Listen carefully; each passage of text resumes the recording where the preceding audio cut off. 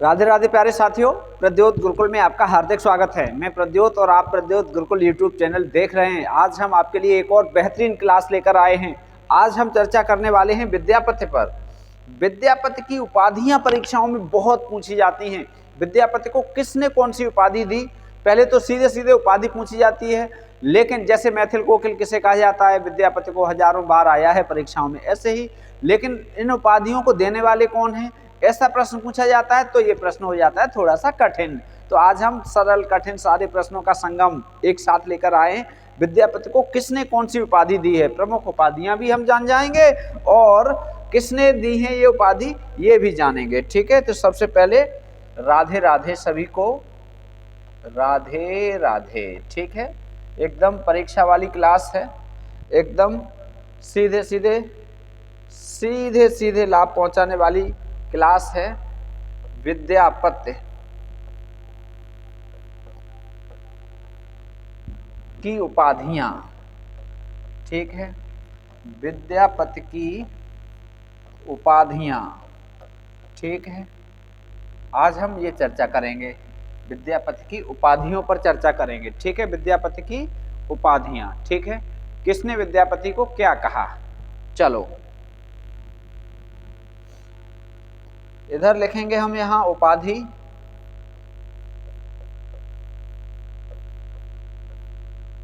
ठीक, और इधर लिखेंगे किसने दी। ठीक है, उपाधि उपनाम सब आएंगे, ये उपाधि किसने दी। ठीक, इस तरह से पढ़ेंगे हम लोग। चलो, एकदम शानदार क्लास है, परीक्षा के लिए एकदम रामबाण है। और चलो ऐसे चलते हैं। पहले नंबर पे पहली उपाधि,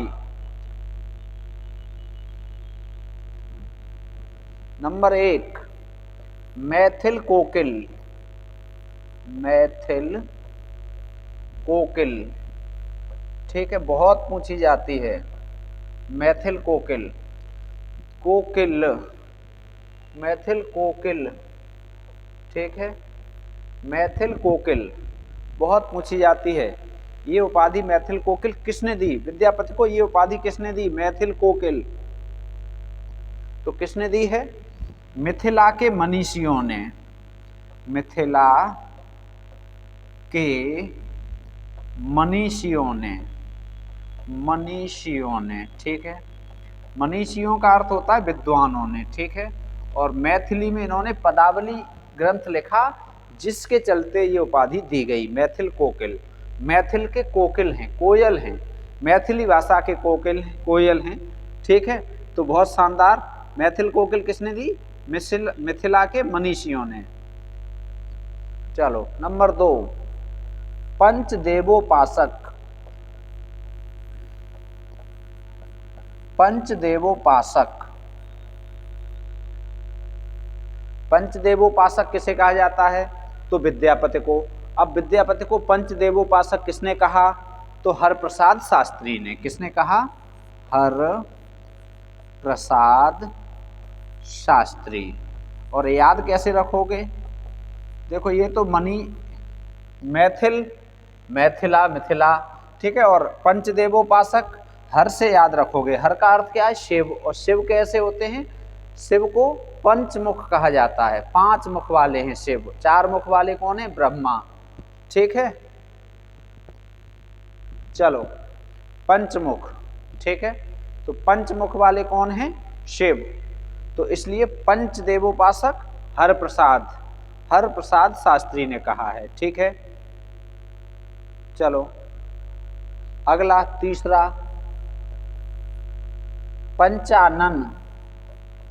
पंचानन 5 मुख वाले, पंचानन किसने कहा है, तो हजारी प्रसाद द्विवेदी ने कहा है।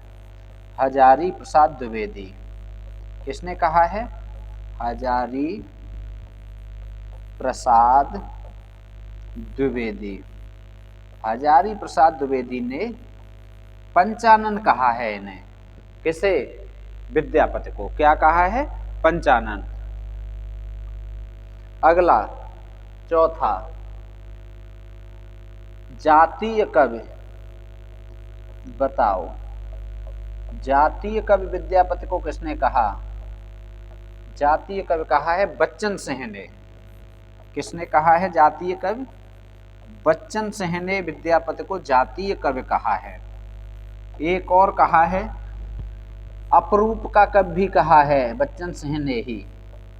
बच्चन सिंह ने ही इन्हें अपरूप का कवि कहा है। ठीक है, अपरूप का कवि किसने कहा है? बच्चन सिंह ने। ठीक है, बच्चन सिंह ने अपरूप का कवि कहा है और बच्चन सिंह ने ही क्या कहा है? जातीय कवि। ठीक है, अगला कुछ कवि। कुछ कवि बताओ, कुछ कवि किसने कहा है? कुछ कवि किसने कहा है? बाबूराम सक्सेना ने। बाबूराम सक्सेना ने इन्हें कुछ कवि कहा है। ठीक है, बाबूराम सक्सेना और हरप्रसाद शास्त्री। हरप्रसाद शास्त्री। ठीक है, हरप्रसाद शास्त्री, हजारी प्रसाद मत कर देना, हरप्रसाद शास्त्री। ठीक है, इन्होंने क्या कहा है? कुछ कवि कहा है, कुछ कवि। अगला 7वां, अभिनव जयदेव किसने कहा है इन्हें? अभिनव जयदेव भी कहा जाता है। अभिनव जयदेव बहुत शानदार उपाधि है, बहुत पूछी जाती है। ठीक है, अभिनव जयदेव किसे कहा जाता है? तो अभिनव जयदेव किसे कहा जाता है? विद्यापति को। और कहा किसने? तो महाराज शिव सिंह ने। किसने कहा? महाराज शिव सिंह ने। शिव सिंह ने। ठीक है, महाराज शिव सिंह ने इन्हें कहा है क्या? अभिनव जयदेव। अभिनव जयदेव किसने कहा? महाराज शिव सिंह ने। अगला दशावधान। दशावधान। दशावधान बताओ किसने कहा दशावधान? तो दशावधान कहा है दिल्लीपति ने। किसने कहा है इन्हें दशावधान? दिल्लीपति। दिल्लीपति ने इन्हें दशावधान कहा है। ठीक है, दिल्लीपति ने इन्हें दशावधान कहा है। क्या कहा है? दशावधान। ठीक है,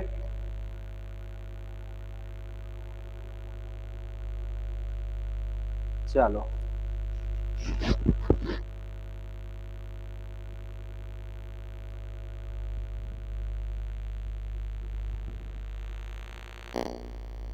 अगला खेलन कवि। खेलन कवि इन्होंने स्वयं को कहा। खेलन कवि स्वयं को कहा। ठीक है, स्वयं को कहा खेलन कवि। और कीर्तिलता में कहा। कीर्तिलता में, कीर्तिलता नामक ग्रंथ में इन्होंने क्या कहा? स्वयं को खेलन कवि कहा। ठीक है, और किनका खेलन कवि कहा? तो कीर्ति सिंह का खेलन कवि कहा। ठीक है, कीर्ति सिंह का खेलन कवि भी कहा। ठीक है, तो अभी ये कितनी हो गई? 9 उपाधियां हो गई। और देख लो, और इन्हें क्या कहा जाता है?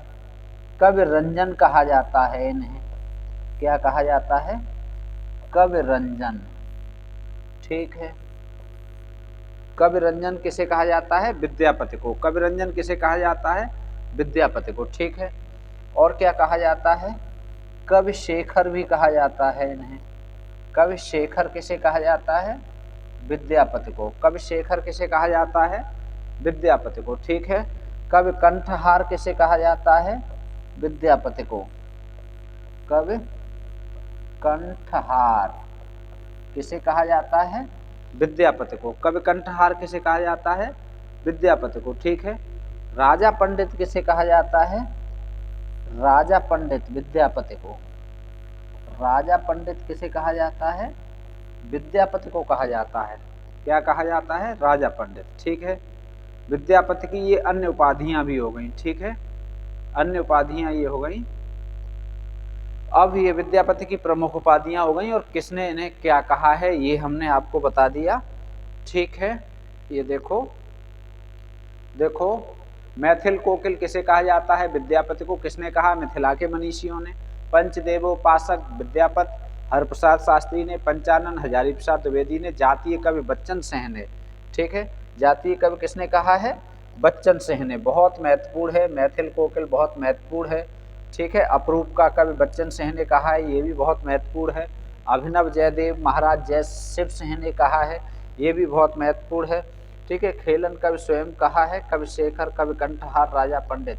ये महत्वपूर्ण उपाधियां हो गई किनकी, विद्यापति की। ठीक है, और आपको चाहिए इसकी PDF तो प्रद्योत गुरुकुल टेलीग्राम चैनल से जुड़ जाइए। मिलेंगे फिर, धन्यवाद।